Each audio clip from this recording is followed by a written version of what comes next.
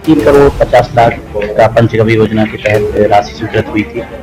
ये गाय के गोबर और मूत्र से कुछ औषधि बनाना था, जैसे कैंसर जैसे असाध्य बीमारियों के उपचार के लिए शोध किया जाना था विश्वविद्यालय को। जब मैं प्रोफेसर की डायरी लिख रहा था तब भी कुछ बातों का संकेत मैंने उसमें किया था कि विश्वविद्यालयों में गोबर भरा जा रहा है।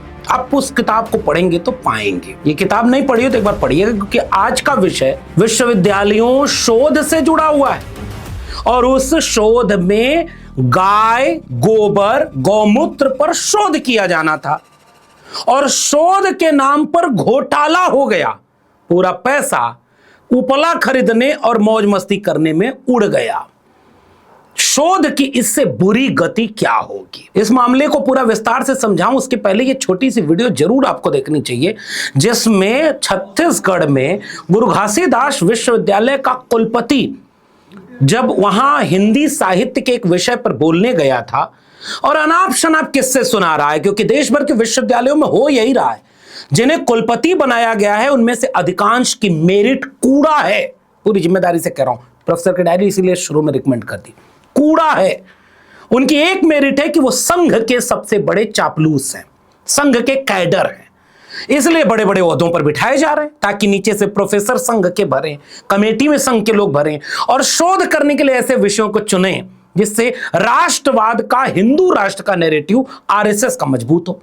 तो इस कुलपति ने वहां भाषण देते हुए अनाप शनाप किस्सा सुनाना शुरू कर दिया। मैं गया तो चाय पीने लगा तो ये हुआ तो वो हुआ। हिंदी साहित्य के एक बड़े साहित्यकार कथाकार मनोज रूपड़ा वहां पर थे। उन्होंने कहा कि आप विषय पर लौटे। इस बात से कुलपति इतना नाराज हो गया, कह रहा है कि बिना विषय के मैं कोई बात नहीं करता और मैं विषय पर लौट रहा हूं। ये कौन है, आपका नाम क्या है, बड़े विद्वान है, तुरंत निकल जाइए यहां से। सुनिए कुलपति को। नहीं, मैं बता रहा हूं और इनको अभी कहीं के निकल जाए यहां से। आपका यहाँ पे स्वागत किया, आप जा सकते, निकलिए यहां से।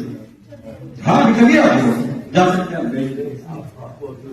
मुझे पूरा अधिकार, आप जो भी हैं कहीं से भी आ रहे, निकलिए आप यहां से। चलिए बाहर निकलिए, चलिए निकलिए बाहर यहां से।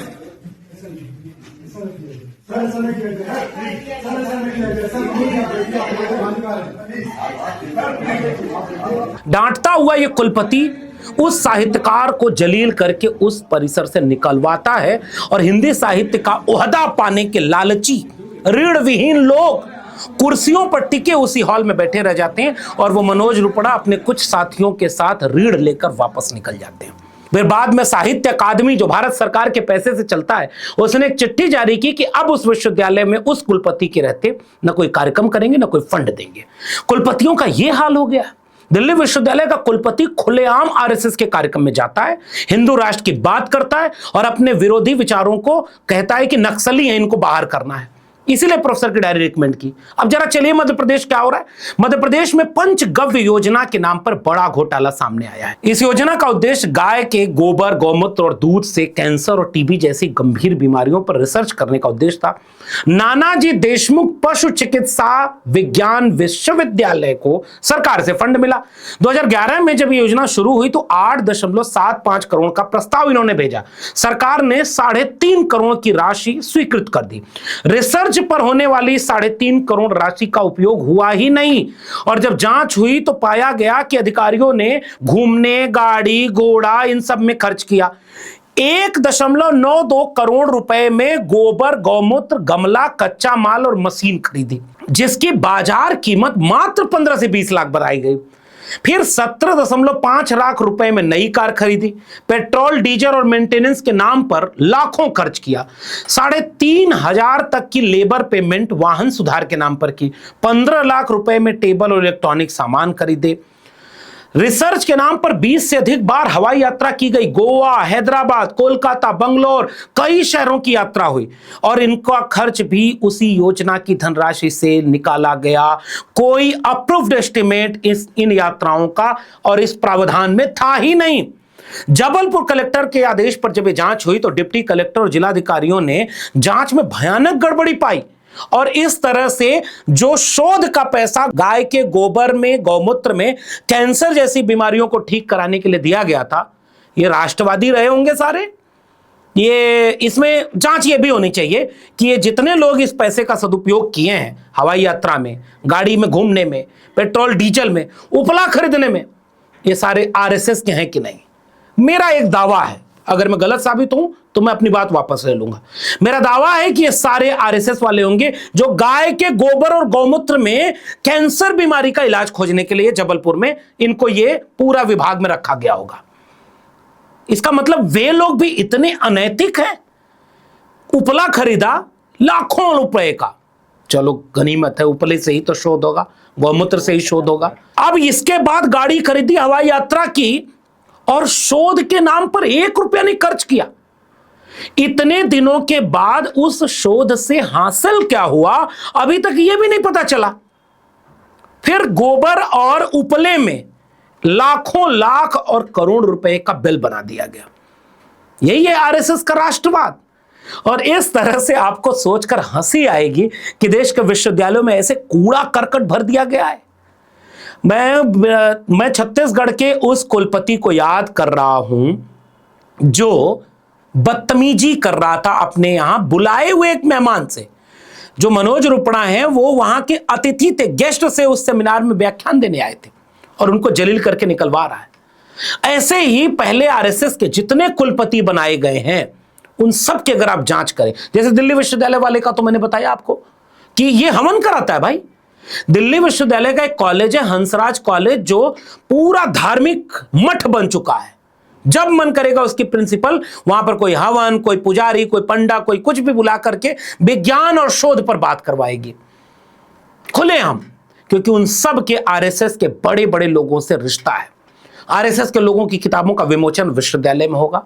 आरएसएस के लोग ही विद्वान बन करके सेमिनार में आ रहे हैं। और आरएसएस वाले ये दावा करते हैं कि पहले जब कम्युनिस्टों की सरकारें थी तो विश्वविद्यालयों पर कम्युनिस्ट और कांग्रेसी कब्जा किए हुए थे, फिर भी तुम सारे लोग तो नौकरी पा गए ना।